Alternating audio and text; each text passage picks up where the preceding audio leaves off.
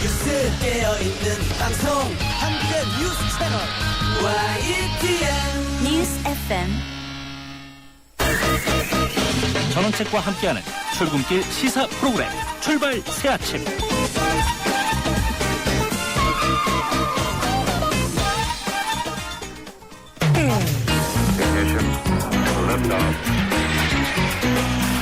이 시각 들어온 외신 소식 국제부 리포트. 예, 출발 사침 3부 시작합니다. 계속해서 밤사이에 들어온 지구촌 소식 알아보겠습니다. 국제부 연결합니다. 김지영 기자. 네, 국제부입니다. 예, 일본 후쿠시마 원자력 발전소의 오염수를 보관한 지상불 탱크에서 매우 높은 방사선량이 측정됐다면서요. 네, 일본 교조통신이 보도한 내용인데요. 도쿄전력이 후쿠시마 제1원전 H3구역의 탱크 2기를 다시 측정해봤더니 바닥 표면에서 방사선량이 시간당 최대 2200mS로 확인됐다고 전했습니다. 이는 지난 7월 초 이후 탱크 누수 문제와 관련해 측정된 가장 높은 방사선량입니다. 이 정도의 방사선량에 사람이 3시간 정도 노출되면 사망할 수 있습니다. 도쿄전력은 신중하게 관리해야 할 수준의 방사선량이라며 거리만 유지하면 영향이 단계적으로 낮아져 작업자들이 피폭을 피할 수 있다고 설명했습니다. 또한 오염수가 흘러나간 흔적은 없는 것으로 보인다고 덧붙였습니다. 예, 시리아 관련 소식도 살펴볼까요? 미 의회 시리아 공격 승인을 요청한 버락 오바마 대통령. 의회 설득을 위해서 총력전을 펼치겠다면서요. 네, 그렇습니다. 오바마 대통령이 어제부터 의회 지도부를 잇따라 접촉하고 시리아 공격 지지를 호소하고 있습니다. 어제는 존 맥케인 의원과 린지 그레이엄 의원 등 공화당의 중진 의원들을 초청했고요. 오늘은 하원 의장과 민주공화 양당 원내대표 등 의회 지도부를 백악관으로 초청했습니다. 오바마 대통령은 시리아에 대한 군사 공격을 결정한 이유와 의회의 승인을 요청한 배경 등을 설명하며 지지를 요청했는데요. 오바마 대통령의 설명을 들은 인사 가운데 일부는 지지 입장을 공개적으로 밝히는 경우도 생겨서 오바마 대통령의 어깨를 가볍게 해줬습니다. 특히 공화당 소속의 존 베이너 하원 의장이 시리아 공격 지지를 밝힌 것은 이번 사안에 대해서 입장을 정하지 못한 다른 의원들에게 영향을 미칠 전망입니다. 예, 애플이 새 아이폰을 공개할 예정이라는 소식도 들어가 있군요. 네, 애플이 오는 10일 캘리포니아에 있는 본사에서 특별 행사를 개최한다고 언론에 초청장을 발송했습니다. 애플은 구체적인 행사 내용은 공개하지 않았습니다만 미국 언론들은 아이폰 5 이후에 차세대 아이폰과 중저가 아이폰을 동시에 공개할 것으로 보인다고 보도했습니다. 또 종전에 흰색과 검은색뿐만 아니라 다양한 색깔의 아이폰을 선보일 가능성이 있다고 내다봤습니다. 예, 미 플로리다 바다에서는 300년 된 금 목걸이 등이 무더기로 발견됐다고 그러죠? 네, 보물선 인양업체 직원 에릭 슈미트 씨가 지난 주말 플로리다 앞바다에서 20m 길이의 금 목걸이 그리고 또 금화 4개 등을 발견했습니다. 이 금들은 약 300년 전 허리케인에 좌초된 스페인 범선에서 발견된 건데요. 전문가들은 이번에 발견된 금이 300년 전 페루에서 만들어진 것으로 보인다며 시가로는 약 우리 돈으로 3억 8,500만 원어치라고 설명했습니다. 플로리다 앞바다는 지난 1715년 금은 보화를 실은 스페인 범선 11척이 잇따라 침몰해서 보물의 해안이라고 불리고 있습니다. 지금까지 국제부에서 전해드렸습니다. 예, 고맙습니다. 김지영 기자였습니다.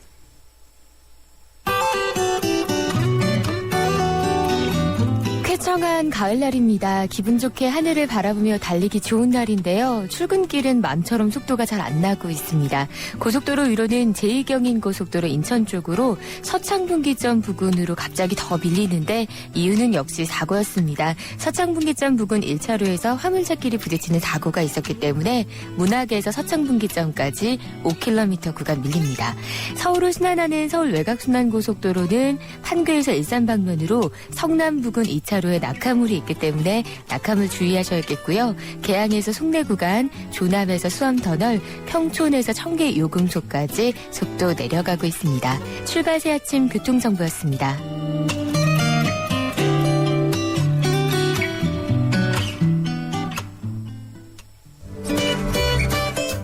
전원책의 출발 새 아침은 청취자 여러분의 참여를 기다립니다. 50원의 유료 문자 샵 0945로 문자 보내주시면 되고요.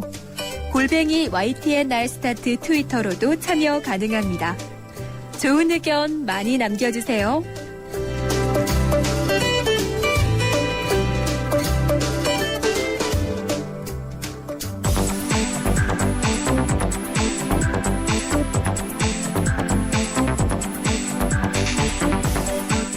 이번에는 경제뉴스 알아봅니다. 한국경제신문 김윤석 기자 전화로 연결되어 있습니다. 안녕하세요, 김 기자님. 네, 안녕하십니까. 예, 미국 증시 소식부터 알아보죠. 이 소폭 상승했죠? 네, 3일 뉴욕 증시는 경제지표 호조에 힘입어서 소폭 올랐습니다. 다우존스 지수는 23.65포인트, 0.16% 뛴 14,833.96의 거래를 마쳤고요. S&P 500 지수는 0.42%, 나스닥 지수는 0.63% 올랐습니다. 장 초반에 그 제조업과 건설 지표 호조에 따라서 큰 폭의 오름세로 출발했지만 시리아에 대한 군사 공격을 지지한다는 존 베이너 미국 하원 의장이 발언이 전해지면서 상승폭이 조금 줄었습니다. 베이너 의장은 공화당 소속인데요. 현재 그 하원을 장악 중인 공화당 소속 의장이 공습 지지 의사를 표명함에 따라 의회가 군사 행동을 승인할 가능성이 한참 커졌습니다. 예, 미국의 경제 지표들이 계속 좋게 나오고는 있군요. 네. 미국의 8월 구매 관리자 지수 PMI가 어제 55.7로 발표됐습니다. 이는 2011년 6월 이후에 가장 높은 수치고요. 전월에 55.4나 예상치 54.1을 웃도는 수준입니다. 건설 경기를 보여주는 지표 중에 하나인 건설 지출도 4년 만에 최고치를 기록했고요. 또 어젯밤에는 경제협력개발기구 OECD가 주요 7개국 하반기 경제 전망 보고서를 발표했는데요. 미국이나 일본, 영국 등 선진국을 중심으로 성장 속도가 빨라지고 있다 이렇게 진단했습니다. 특히 중국 경제가 회복되면서 중국이 4분기에는 다시 8%대 성장률로 복귀할 것이라니 장밋빛 전망을 내놨습니다. 다만 인도, 브라질 등 경상수지 적자폭이 큰 신흥국들이 양적 완화 축소의 영향으로 성장률이 떨어질 것이다 이렇게 예상했습니다. 예, 그렇군요. 어제 마이크로소프트가 노키아를 인수하는 것으로 발표를 했는데 주가는 어떻게 됐습니까? 뉴욕 증시에서 마이크로소프트의 주가는 4.5% 떨어졌고요. 반면 노키아의 주가는 30% 이상 급등했습니다. 어제 오후에 세계 최대 소프트웨어 기업인 마이크로소프트가 노키아의 휴대폰 사업 부문을 72억 달러, 우리 돈으로 7조 9천억 원에 사들인다는 소식이 전해졌죠. PC 시대를 지배했지만 모바일 시대에 들어서 어려움에 처한 마이크로소프트하고 역시 스마트폰의 등장 이후에 휴대폰 1위에서 추락해서 막대한 역자를 내고 있는 노키아가 손을 잡은 겁니다. 서로 가려운 데를 긁어주기 위해 일단 위로는 되겠지만 갈 길은 멀어 보인다는 지적이 나오고 있습니다. 예, 우리가 관심을 가지는 건 삼성전자나 LG 등 우리나라 기업이 어떤 영향이 있는 거냐 하는 건데 큰 위협은 되지 않을까요? 예, 마이크로소프트의 윈도우 8 모바일 운영체제가 2분기에 스마트폰 운영체제 시장에서 가진 점유율은 3.9%에 그칩니다. 예. 또 노키아도 현재는 스마트폰 업계에서는 9위권에 불과하고요. 모바일 시대의 설당을 이뤄가는 마이크로소프트가 애플처럼 운영체제와 하드웨어를 함께 하겠다고 나선 거지만 뉴욕 증시에서 MS 주가가 떨어진 것처럼 시장은 그다지 좋게 보고 있지 않습니다. 실제 구글이 2년 전에 모토로라를 인수했었는데요. 아직까지 별다른 성공을 거두고 있지 못합니다. 다만 어제 우리 증시에서는 삼성전자 주가가 1.04% 하락했습니다. 크지는 않지만 일부 우려가 있을 수도 있다. 그런 시각 때문이라고 볼 수 있겠죠. 한편 삼성전자는 오늘 밤 독일에서 스마트폰 갤럭시 노트 3와 스마트워치죠. 갤럭시 기어를 공개하는 행사를 갖습니다. 또 애플은 오늘 10일 캘리포니아주 쿠퍼티노 본사에서 아이폰 5 후속 모델을 공개합니다. 예. 이 체크카드가 1일 이용 한도가 크게 늘어났다면서요? 예, 금융위원회가 하루 300만 원인 체크카드 이용 한도를 신용카드 평균 수준인 월 600만 원 늘리고 또 자정 이후에 약 15분 동안 중단되어 오던 결제 서비스도 24시간 가능하도록 바꾸기로 했습니다. 또 결제 대금을 취소하면 현재 최장 7일인 반환기간도 줄여서 다음날까지 돌려주도록 할 방침입니다. 이는 커지고 있는 가계부채를 줄이기 위해서 신용카드 대신에 체크카드 사용을 늘리겠다는 차원에서 나온 대책인데요. 다만 할인을 비롯한 각종 부가 혜택 등이 체크카드가 신용카드 대비해서 상대적으로 매력이 적기 때문에 소비자들이 얼마나 쓸지 여전히 불투명합니다. 예, 국세청이 포스코에 대한 세무조사에 나섰는데 이 정준영 포스코 회장 폐진 이 여부를 두고 여러 뒷말이 나오더군요. 예, 어제 국세청이 포스코에 대해서 전격적인 세무조사에 착수했습니다. 삼성동 본사뿐 아니라 광양, 포항제천 등도 다 들어갔는데요. 통상 정기제 세무조사가 5년 만에 한 번 해내지는데 이번 조사는 2010년 이후에 3년 만에 행해져서 뭔가 뒷배경이 있는 게 아니냐 이런 분석이 나옵니다. 예. 재계 일각에서는 이번 조사가 정준영 포스코 회장의 퇴진을 압박하기 위한 것이라는 해석을 하고 있습니다. 정 회장은 최근 열린 그 박근혜 대통령과 대기업 총수 간의 만남에도 초청받지 못했습니다. 또 최근에 청와대가 이석채 그 KT 회장의 사태를 우회적으로 종용한 것으로 알려지면서 이번 조사를 통해서 포스코 회장 자리에도 개입하려는 게 아니냐 이런 추측이 나오는 겁니다. 물론 그 정준영 회장도 지난 정권에서 여러 무리수 끝에 회장에 올랐었죠. 예. 하지만 이렇게 정권이 바뀔 때마다 민영화된 기업에 정부가 개입하는 게 적절하냐 이런 논란이 커지고 있습니다. 정 회장은 그 작년 2월에 재선돼서 현재 임기가 1년 반가량 남은 상태입니다. 예, KT와 포스코 회장 앞으로 지켜보기로 하죠. 고맙습니다. 여기까지 듣겠습니다. 네, 고맙습니다. 지금까지 한국경제신문 김윤석 기자였습니다.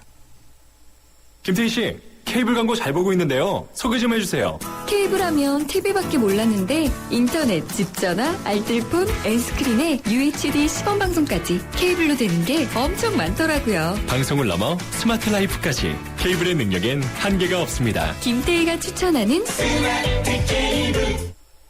예, 3부 순서 여기서 마치고 잠시 뒤에 4부 이어갑니다. YTN FM 캠페인 실력 있는 도시, 활력 있는 경제도시 평택이 도약합니다.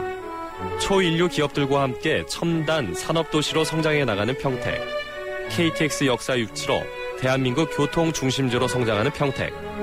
국내 5대 무역항인 평택항을 중심으로 항만 물류도시로 거듭나고 명품 농특산물 슈퍼어닝으로 건강한 식탁을 선물하는 맑고 푸른 평택. 아이들의 꿈과 희망이 자라는 모두가 살기 좋은 도시, 이곳이 바로 평택입니다. 이상은 시민 모두가 행복한 도시 평택시와 함께합니다. 안녕하십니까. 사행산업통합감독위원회 김성희 위원장입니다. 도박으로 소중한 재산과 생명까지 잃어버리는 안타까운 일들을 예방하기 위하여 우리 위원회는 불법 사행산업 감시신고센터와 한국도박문제관리센터를 설립하여 불법 도박 신고와 도박 중독 예방 치유를 접수받고 있습니다. 우리 함께 적극적인 신고와 예방 치유 프로그램을 이용하여 도박 위험으로부터 안전한 사회를 만듭시다. 불법 사행행위 신고나 도박 중독 관련 상담은 사행산업통합감독위원회나 한국도박문제관리센터 홈페이지를 이용해 주시기 바랍니다.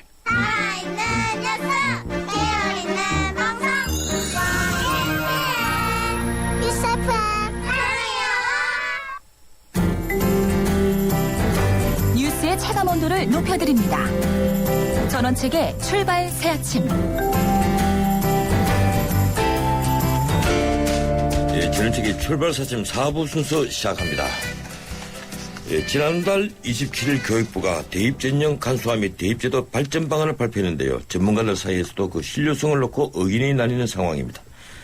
어제부터 각계각층의 의견 수렴을 위한 공청회가 시작되는데 여기서도 대입제도의 신뢰성을 놓고 뜨거운 토론이 벌어졌습니다. 100년 대계라 불리는 교육정책, 그 중에서도 대학 입시 제도는 너무 자주 바뀌어왔군요. 크게는 예비고사, 학력고사, 수능시험 등 4번, 작게는 무려 38번이나 바뀌었습니다. 오늘 이 시간 대입제도 개편안에 대해 토론해보는 시간 마련했습니다. 이번 시안을 주도적으로 마련한 대입제도 발전방안 연구위원장이죠. 중앙대학교 교육학과 강태중 교수, 그리고 성균관대학교 교육학과 양정호 교수, 스튜디오에 나왔습니다. 두 분 어서 오십시오. 네, 안녕하세요. 예, 교육부 발표한 대입 개편안 보는 관점에 따라 다른데요. 이번 개편안이 적절하지 않다 이 논란이 많습니다. 먼저 이번 시안 마련에 주도적 역할을 하신 이 강태중 위원장께 질문드리죠. 어떤 부분에 중점을 두고 이번 시안 만드셨습니까? 네, 뭐 이미 잘 알려져 있습니다만은 무엇보다도 이번 제 방안들을 마련하면서 염두에 뒀던 것은 여러 가지 교육적으로 사회적으로 뭐 감수할 가치가 없는 그런 복잡한 부분들을 단순하게 정리하자라는 간소화 취지가 가장 으뜸이었고요. 예. 이 간소화 관련해서 또 간소화가 뭐 독립적으로 이루어지기가 어려우니까 그거에 관련돼서 조금 더 기본적으로 손을 봐야 되고 장기적으로 좀 안정된 입시체제 발전을 기약할 필요가 있다는 점에서 학생부나 수능 같은 것들도 동시에 고려하면서 아울러 이 대입 전형이 아무래도 상당히 중요한 기회를 배분하는 그런 부분이니까 실제로 사회적으로 배려돼야 될 부분들이 고르게 배분되는 그런 어떤 기회를 고르게 배분하는 그런 대입 전형도 되도록 하자 뭐 이런 부분들에 주로 저희들이 신경을 썼습니다. 예. 이 양정호 교수님께서는 이번 수능 개편을 어떻게 보셨습니까? 네. 오늘부터 이제 올해 수시 접수가 시작이 됩니다. 예, 그래서 아마 고등학교 예. 3학년 학부모나 학생들은 상당히 민감하게 지금 있을 텐데 또 어떻게 보면 이번 발표안 때문에 또 한 번 혼란을 준 부분이 좀 있어서 교육학자로서 좀 죄송스러운 마음 먼저 드리도록 예. 하고요. 또 하나는 이번 발표안을 보면 어떻게 보면 이게 그 박근혜 정부의 기본적인 부분하고 맞는지에 대한 걸 한번 고민을 해볼 필요가 있을 것 같아요. 왜 그러냐면 박근혜 대통령이 기본적으로 안정이라고 하는 부분 또는 뭐 신뢰라고 하는 부분, 약속이라고 하는 부분을 상당히 강조하시는 분인데 예. 이번 개편안을 보면 어떻게 보면 혼란적인 측면들이 좀 많이 있지 않나. 그런 부분에 대한 고려가 좀 필요할 것 같습니다. 예. 지금 강태준 교수님은 이 수험생들을 위해서 간소화를 말씀하셨고 또 양정호 교수님은 그 반대로 이 안정, 신뢰, 약속이 아니고 혼란을 주고 있는 것 같다. 그걸 염려를 하신 것 같습니다. 예. 이 청취자 여러분들의 의견도 받겠습니다. 이 대학 입시 제도에 관심 있고 의견 있으신 분들 샤프 0945 50원이 부과되는 문자 메시지로 의견을 보내주시면 제가 전달하죠. 예, 우선 이번 개편안 크게 보면 입시 전형 간소화 그리고 수능 개편안 이렇게 나눠볼 수 있을 것 같은데 먼저 입시 전형 간소화 부분부터 좀 짚어보겠습니다. 이 대입 전형 간소화는 박 대통령 교육 공약 가운데 가장 강조됐던 국정 과제이기도 한데요. 이 입시 전형이 3,000개가 넘는 걸 대폭 줄이겠다 이렇게 이 대선 과정에서 얘기를 했거든요. 이번에 어떻게 되는지 저는 아직 상세히 모릅니다만은 두 분 이 부분 어떻게 보셨습니까? 먼저 강태준 교수님. 네. 저희들의 취지에서 보면 먼저 우리 양 교수님께서 아까 이번 방안이 혼란을 가져오지 않느냐 이렇게 정리하는 부분에 대해서 조금만 말씀드리고 넘어가고 싶은데요. 실제로 변화라는 것은 어떤 부분 분명히 그분에 적응해야 되는 부분이 있으니까 걱정을 가져오지만 실제로 그 복잡한 부분들이 원칙에 어긋나다는 점에서 정리를 할 필요가 있었다는 점에서 이번 정부의 기본적인 방향과 그렇게 어긋나지 않다는 점들을 일단 지적을 해두고 싶고요. 예. 지금 말씀하신 여러 가지 방법, 숫자들이 너무 많지 않았느냐 이런 부분들에 대해서는 그동안 너무 많이 얘기돼서 그 부분을 당연히 저희들이 염두에 둬서 고려들을 했고요. 그래서 숫자들이 주는 것은 기본적으로 볼 수 있는 정도로 상당히 확연하게 줄 수 있게 되어 있고 단순한 숫자뿐만 아니라 실제로 대입 전형이 운영되는 방법에서도 비교적 투명하게 그래서 실제로 어쩌면 그 숫자도 중요했지만 도대체 이 전형이 어떻게 운영되는가를 이해하기가 어려웠던 점들이 적지 않아서 이런 부분들도 비교적 간명하고 투명하게 정리하고 하려고 노력을 했고요. 아울러서 어떤 학생 학부모의 사적인 부담이라기보담도 실제로 이 전형 체제 자체가 예. 사회적으로 가져오는 그런 부담 같은 것들을 줄이기 위해서 저희들이 그 체제 자체를 상당히 효율적이게 만드는 점에서 전반적으로 보면 이런 것들을 간소화라고 얘기를 할 수 있을 텐데 그래서 단순한 숫자 줄이기 이상의 어떤 그 방안들을 저희들이 찾으려고 노력을 했었습니다. 예. 이 양정호 교수님께는 이렇게 좀 여쭤보겠습니다. 네. 이 입시 전형을 너무 간소화를 하는데 정부가 개입을 하게 되면 결국 대학 자율화를 해치는 것 아니겠습니까? 네, 기본적으로 보면은 이제 입시에 대한 정책은 기존 노무현 정부 한 10여 년 전에는 여러 가지 간섭이 많이 있었고요. 예. 지금 현재 그 손함수 장관께서도 그 당시 이제 차관이셨으니까 아마 어떤 생각을 가지고 있는지 저는 한번 물어보고 싶은 부분이 있고요. 또 하나는 그 입시 관련돼 있는 부분에 정부가 너무 관여를 하다 보면 교육부가 이제 일을 못 하게 됩니다. 그래서 예. 이번 거 관련돼 있는 간소화라고 하는 것도 어떤 방향성에 대한 걸 제시를 하는 게 필요한 부분이 있는 거고 제가 보기에는 지금의 수시 관련돼 있는 전형이 한 많이 되는데 그런 4개 정도로 줄이고 정시도 2개 이렇게 줄인 형태가 됩니다. 예. 하지만 지금만을 보면은 이미 대교협에서 지금 계속 발표하고 있는 내신 중심이라든지 입학사정관 중심이라든지 논술 실습 이런 기본적인 게 이미 있기 때문에 큰 차이는 없어 보입니다. 그래서 저는 여기에 대한 논란은 없지만 이 부분에 대한 걸 과연 어떤 방향으로 흘러갈지에 대한 거를 이번에 제시를 못한 부분이 좀 있습니다. 예를 들어서 2년 후, 3년 후에는 학생부 중심이라고 공약이 돼 있으면 학생부 중심으로 어떻게 하는지에 대한 걸 세밀하게 나와야 되는데 예. 작년에 대교협 또 올해 대교협에서 이미 하고 있는 4개의 전형 이용하고 별 차이는 없거든요. 이제 그런 예. 부분이 좀 아쉽고 어떤 측면에서는 대학에 좀 기회를 많이 주는 그런 부분들이 좀 있을 필요가 있지 않나 하는 생각이 듭니다.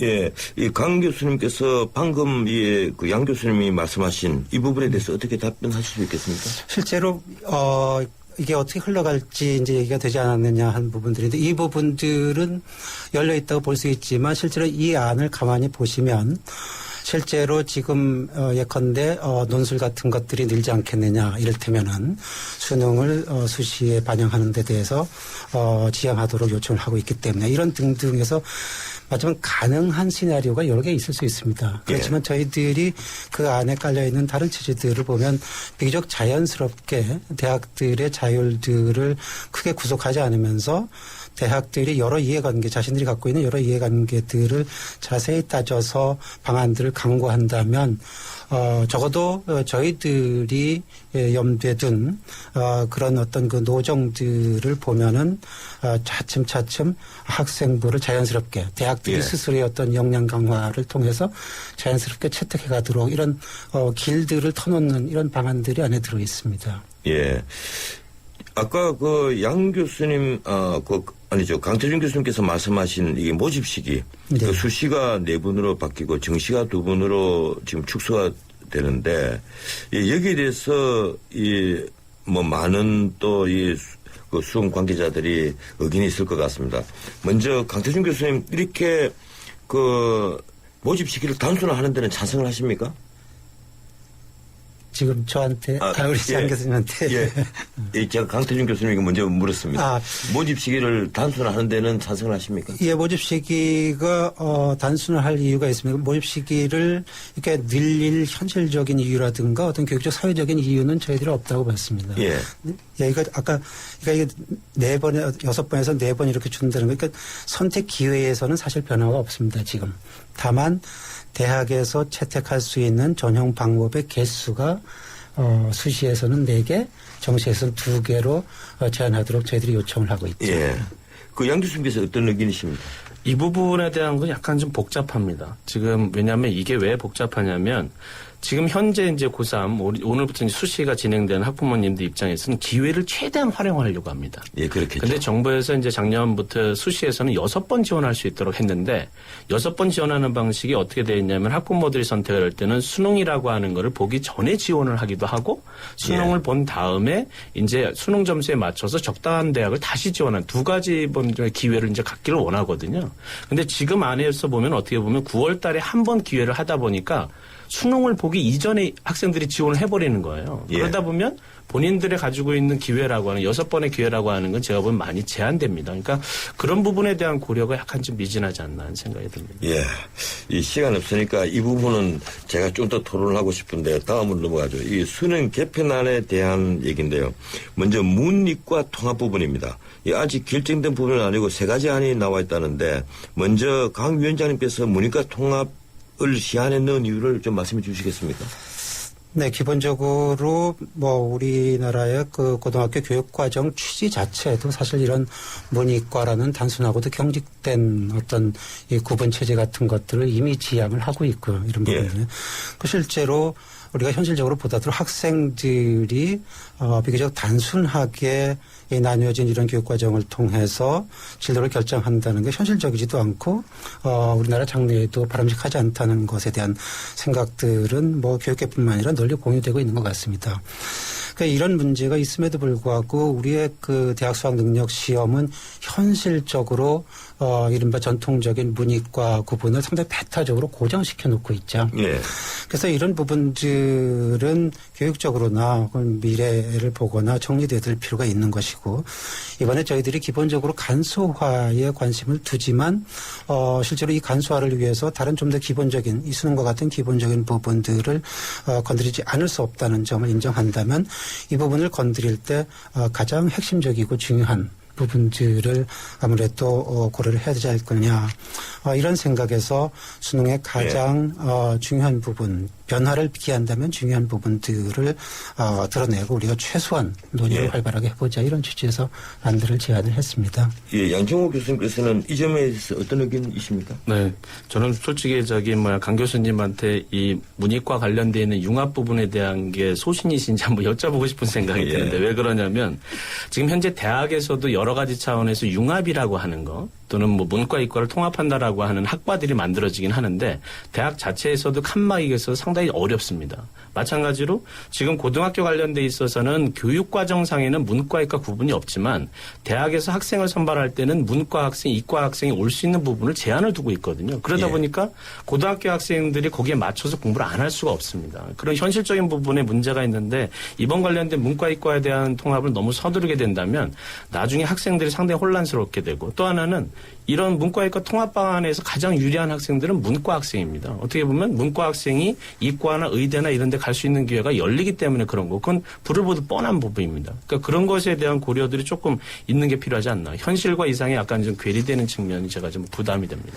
이 부분에서 조금만 제가 덧붙여 말씀을 드리면 실제로 지금 뭐 특히 이제 사회에서 관심을 갖는 게 문과 학생들이 유리해진다. 뭐 외고 학생들이 의대 갈 수 있다.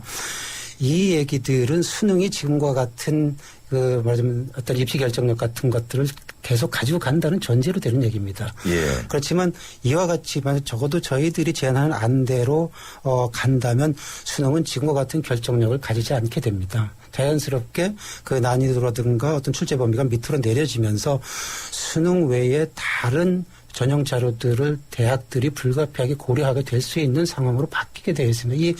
이 기저에 깔린 부분들을 안 보시고 하면은 뭐 외고를 가서 뭐 의대 간다 이런 얘기들이 되는데 결코 그렇지 않고 일단 학생부라든가 다른 쪽에서 이과면 이과, 문과면 문과 현재 얘기들을 한다면 거기에서 요구되는 학습을 대학이 요구하도록 되어 있습니다. 그런데 난이도가 또 내려가면 변별력이 그만큼 또 바로 그 부분입니다. 변별력이 떨어지면 대학들이 수능만 갖고 고려하지는 않게 된다는 뜻입니다. 그러니까 이제 내신이라든가 다른 부분을 더 많이 고려하게 된다는 거죠. 알겠습니다. 시간이 없었어요. 사실 이번에 그 수능 개편안이 그 논의가 되면서 가장 관심이 많았던 게 그 국사 필수 과목이지 않습니까? 이 대통령이 또 지시한 사항이고 많은 이 관심 있는 분들이 국사 교육이 우리나라에 제대로 이루어지지 않는다. 이런 그 지적이 있어 왔는데 방금 문자 메시지도 그렇게 지금 들어와 있습니다. 하나만 소개를 해드리죠. 국사 필수 과목으로 지정된다는데 우리 아이는 공부할 게 더 늘어난 것 아니냐며 걱정을 하더라고요. 7893님의 문자입니다. 어떻습니까? 사회탐구 영역에서 이제 국사를 떼내서 단일 필수 과목으로 치르겠다는 건데 먼저 이번에는 이 시안 만드신 양 교수님? 시안은 강 교수님 제가 먼저 얘기하겠습니다. 그렇군요. 시안은 강태준 교수님 만드셨고, 양지구 교수님 제가 착각했습니다.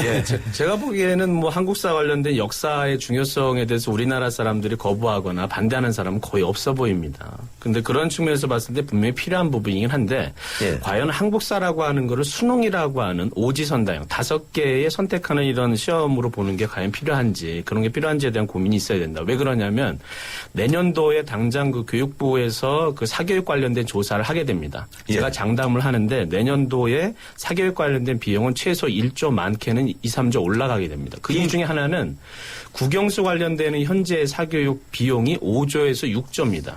수능에 대해서 한국사가 필수되는 순간 유치원까지 그 관련되는 게 자연스럽게 내려가게 되거든요. 그러니까 그런 부분에 있어서는 점진적으로 봐서는 아마 선거가 있으면 2017년도에는 최소한 많게는 4조, 많게는 6조 올라갈 텐데 그걸 떠나서라도 지금 한번 보시면 이번에 그 교육부의 보도자료에 첫 번째 있는 항목 중에 하나가 뭐냐면 제가 한번 읽어드릴게요. 시험 성적 중심의 학생 선발에 따른 단편적 지식 암기의 교육에서 탈피해서 꿈과 끼를 키워준다 이렇게 했어요. 근데 수능 관련돼 있어서는 한국사에 대한 걸 필수로 넣었다. 그러니까 뭔가 시험 성적 가지고 있는 부분에 대한 걸 탈피하겠다 했는데 한국사는 수능 시험에 집어넣는 그런 구조가 있어서 정치적으로는 제가 이해를 하는데 이런 부분들에 대한 고려가 좀 필요하지 않나. 그래서 어떻게 보면 학생들은 100% 부담일 겁니다. 근데 제가 사회자 입장을 떠나서 수능 이 여부와는 상관없이 국사 교육을 강화할 필요는 있거든요. 국사교육 강화는 지금 지난 정부에서 이미 해서 그 학생들이 일주일에 하루 시간 이렇게 배울 수 있도록 고등학교에서 의무화돼 있습니다.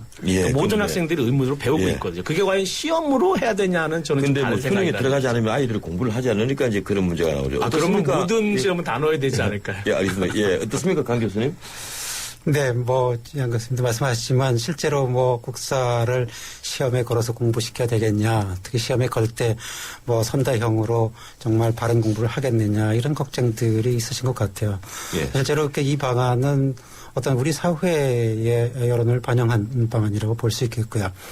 다만 하나 시험에 걸 필요가 있느냐, 걸면 정말 제대로 된 공부냐 하는 부분들에 대해서는 우리가 정말 허심탄회하게 얘기해서 조금 더 근본적인 생각을 해봐야 될 것 같습니다. 양 교수님이 얘기하는 것처럼 선대형으로 가는데 실제로 이것은 꼭 선대형으로 한다고 전제되어 있지 않습니다. 어쩌면 국사만을 통해서 어떤 수능 자체의 그동안의 어떤 그 단편적인 경향 같은 것들을 바꿔갈 계기를 마련할 수 있고요. 그래서 실제로 시험에 건다고 하더라도 어떤 종류의 시험이냐를 우리가 조금 더 진지하게 생각할 필요가 있을 겁니다. 예. 이 무슨 아젠다에 하나하나마다 토론하자면 끝도 없습니다. 사실. 그래서 지금 시간이 너무 없었어요. 다음 문제로 또 넘어가죠. 아까 양 교수님께서 사교육 문제를 짚어주셨는데 우리 사교육 시장이 사실 20조다 그것도 훨씬 더 된다 이런 지적들이 계속 있어 왔습니다. 근데 이번 개편안으로 사교육이 과연 줄어들까요? 어떻습니까? 강 위원장님?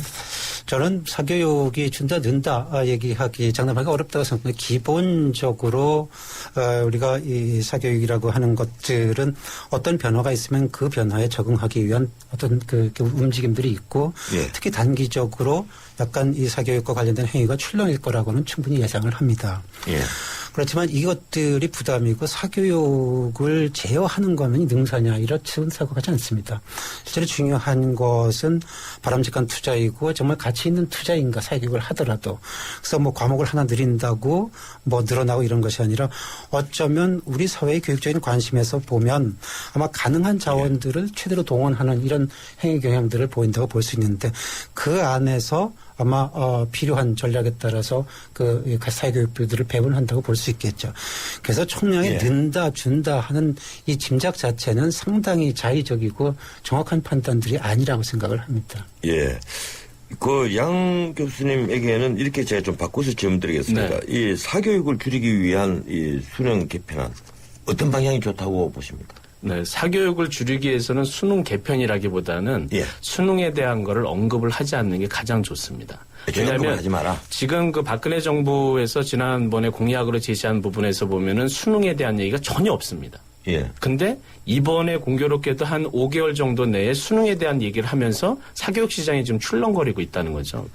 작년도에 그렇게 얘기를 하지 않은 이유 중에 하나는 수능에 대한 걸 얘기하는 순간 사교육에 변화가 있다라고 하는 통해서 다 이제 출렁인다는 부분 때문에 그런데 이번에 불필요하게 그걸 건드렸다 하는 거고 또 하나는 사교육이 주는 부분에 대한 거는 수시와 관련돼 있는 학생을 선발하고 하는 수능 중심이 아닌 수시에 선발하는 걸 강화를 해야 되는데 지금의 제시한 개선안에서 보면 오히려 정시로 이동을 하도록 유도하는 부분이 있어서 그런 부분에 대한 걸 좀 우려스러운 부분이 있습니다. 예, 그렇군요. 이 수능 개편안이 지금 또 하나가 선택형 수능을 단계별 폐지한다는 게 있거든요. A형과 B형으로 나눠서 시험을 보는 선택형 수능은 올해 첫 도입이 됐는데 당장 내년부터 영어가 폐지되고 2017년에는 전부 다 폐지하겠다. 이걸 이번에 시한 중에 나와 있던데 1년짜리 정책이 결국 되고 말았습니다. 이 선택형 수능이라는 게요. 이렇게 폐지하겠다는 이유가 있었습니까, 강 위원장님? 그렇습니다. 실제로 지금 말씀하신 것처럼 양 교수께서 말씀하신 것처럼 수능을 필요 없이 건드렸다 그러는데 사실 필요가 없지 않았고 이런 부분들 때문에 수능을 불가피하게 저희들이 고려를 하지 않을 수 없었죠. 그러니까 이전에 되었던 그 수능 정책들의 어쩌면 착오라든가 착오 같은 것들을 교정할 수밖에 없었던 상황이었죠. 그러니까 이 A, B 수준별 수능 같은 것들도 특히 영어 같은 경우에는 어떤 그것이 교육적인 이유에서 준비할 부분들이 다르고 선택할 이유가 분명히 있는 것이 아니라 그냥 상대적인 성적이 어떻게 나올까를 전략적으로 강구하면서 A를 선택할까 B를 선택할까 이렇게 되어 있는 상황이어서 이렇게 바람직하지 않은 상당히 사행적인 선택을 조장하는 상태로 둘 이유가 없다. 특히 학교에서도 이 A, B를 달리 구분해서 교육과정 운영하거나 이런 점들이 없었기 때문에 그래서 여러모로 고려해서 영어 같은 경우는 그런 수준별 수능 같은 것들을 폐지하는 게 충분히 일리가 있다고 있다고 봤습니다. 그렇지만 다만 국어와 수학 같은 경우는 이미 공표되어 있고 학교에서 교육과정도 그 부분을 전제로 학생들을 가르쳐온 부분들이 있어서 이것들을 당장 폐지하기에는 현실적으로 여러 가지 무리가 있다고 보고 저희들이 할 수 없이 유지를 했죠. 그래서 이런 점들을 감안하면서 궁극적으로 수능이 이왕이면 이렇게 수능을 보는 김에 장기적으로 우리 사회에 필요한 체제로 정착해 가도록 하자라고 하면서 건드리게 된 점입니다. 예, 양 교수님께서는 어떻게 들으셨습니까? 예, 이 부분에 대해서는 그 교육부가 처음에 이 안을 발표를 했다면 처음에 일단 죄송하다는 얘기를 먼저 해야 됩니다. 그 이유 중에 하나는 수능 관련되어 있는 건 현재 3년 전에 예고를 하도록 3년 전에 예고를 한다라고 하는 거는 고등학교 들어가는 학생이 이미 3년 후에 어떤 시험을 볼지에 대한 걸 알기 위해서 하도록 법령에 명시되어 있습니다. 그런데 그런 얘기가 전혀 없이 수능 관련되어 있는 거를 도입도 하기 전에 또는 시행도 하기 전에 폐기를 했다. 역사상 아마 수능 역사상 이런 사례는 제가 보기에는 없는 것 같습니다. 이런 부분에 대한 거는 안정성이라고 하는 부분에 대한 거 그런 부분에 대한 고려가 상당히 좀 미흡하지 않았나 저는 생각이 듭니다. 예, 이제 시간이 이제 한 3분 정도 남았는데요. 예, 근본적인 문제제기를 하자면 이 백년대계라고 불리는 대입 정책이 너무 자주 바뀐다는 것이거든요.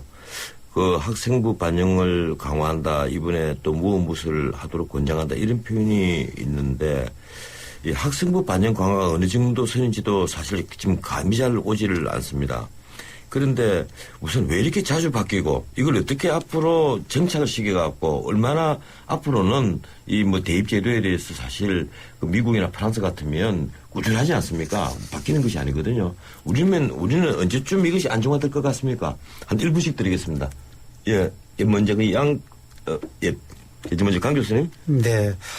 실제로 이 부분들 우리 그 교육에 대한 관심이기도 하지만 아마 긍정적인 부분이 없지는 않겠지만 사실 안정되는 게 무엇보다 중요하다고 생각되는데 이것들은 사실은 적어도 이런 대입 전형에 모든 사람들이 모종의 전력을 가지고 대든다는 점에서 현실적으로 불가피한데 이런 것들이 결국 이해관계를 풀려고 보니까 어떤 특정한 방법이 일단 결정되면 그것의 유불리가 나뉘는 게 상당히 자연스럽고 그래서 거기에서 그 유불리와 관련된 전략에서 특정하게 세력을 얻는 쪽에 한 방안이 마련되었다가 그것에 대한 부작용들이 생겨서 다른 쪽으로 가고 이렇게 좌우로 그냥 왔다 갔다 하고 앞으로의 진전이 없는 형국들인데 결국 이것들은 우리가 교육의 본연에 충실하면서 그 이해관계보다는 실제로 교육을 먼저 생각하는 이런 정말 추상적이지만 가장 기본적으로 필요한 이런 부분은 교육의 본연에 충실한 제도를 갖출 수 있는 어떤 이 체제라든가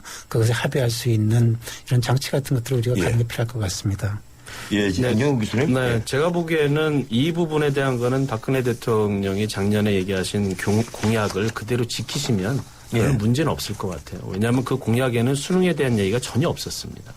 그러니까 불필요하게 지금 3월 달부터 5개월 동안의 짤막한 기간에 이렇게 얘기를 하다 보니까 혼란이 막 가중되고 왜 수능을 건드렸냐. 예를 들어서 학생부 관련돼 있는 대입 전형 단순화라든지 아니면은 나머지 부분에 대한 거 하는 부분에 대한 건 박수를 받을 겁니다. 근데 불필요하게 이번에 수능에 대한 게 너무 과대해서 포장을 하다 보니까 학부모 입장에서는 이거 뭔가 또 바뀐다. 이거 혼란에 대한 유발이 되는 거거든요. 그래서 어떻게 보면 이런 부분은 가능한 안 건드리는 게 좋겠다. 저는 그 부분이 가장 중요하다고 생각합니다. 예.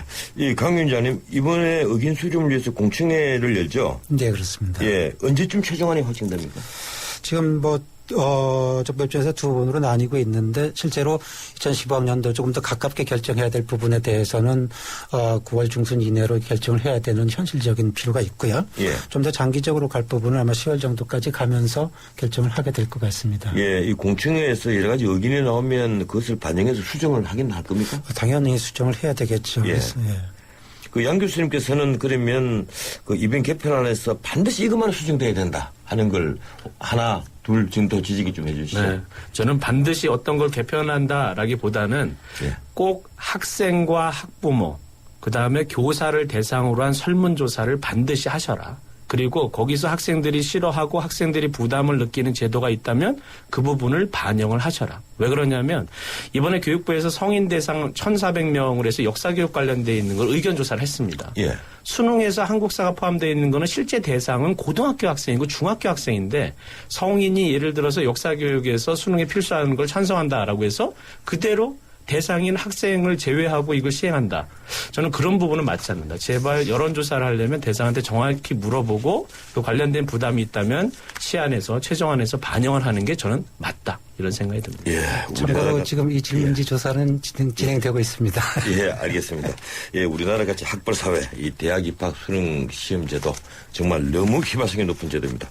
오늘 여기에 대해서 말씀 나눠봤는데요. 시간이 너무 짧았습니다. 지금까지 강태중 대입제도 발전 방안 연구위원장, 양정호 성균관대학교 교육학과 교수였습니다. 고맙습니다, 두 분. 네, 감사합니다. 수고하십시오.